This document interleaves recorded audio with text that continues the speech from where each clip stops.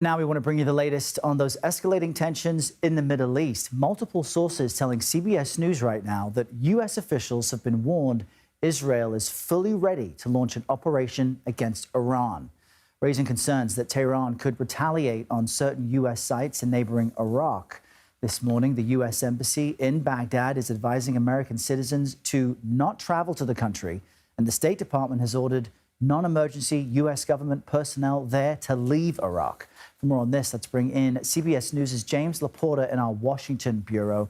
James, we know that Israel has long warned of Iranian threats to its existence. So what is new about what we're learning is part of their assessment now when it comes to this threat?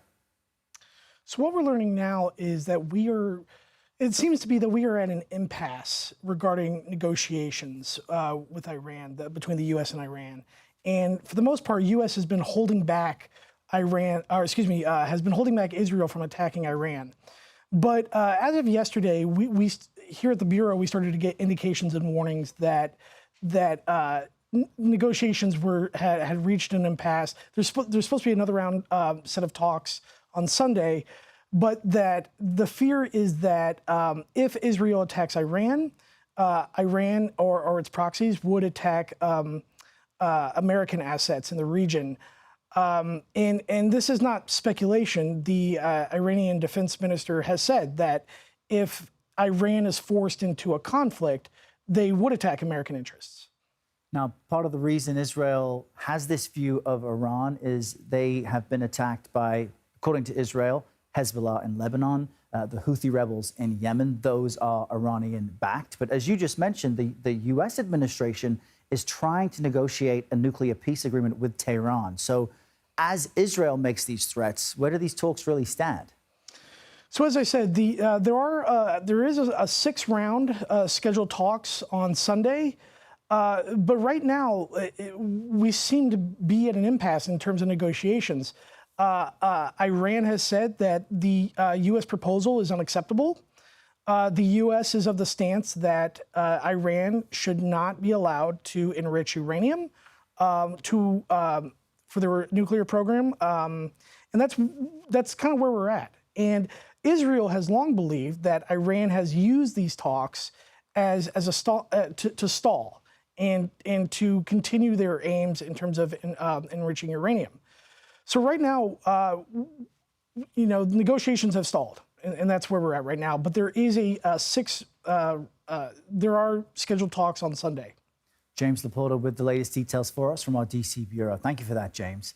Let's jump over to the White House now. Natalie Brand is following developments for us there. Good morning to you, Natalie. You know, there's significant intelligence sharing between the U.S. and Israel. So what is the White House saying about these reports that Israel may launch this attack? Well, I think one very telling sign is the notices that went out to Americans living in the region. Errol, you alluded to it, but some Americans told to leave. That includes the State Department telling non-emergency officials, ordering them to leave the Middle East or leave Iraq due to heightened regional tensions, and the Pentagon telling military families that they can voluntarily leave locations throughout the Middle East. President Trump was asked by reporters about that while attending a show at the Kennedy Center last night. Take a listen to some of what he had to say.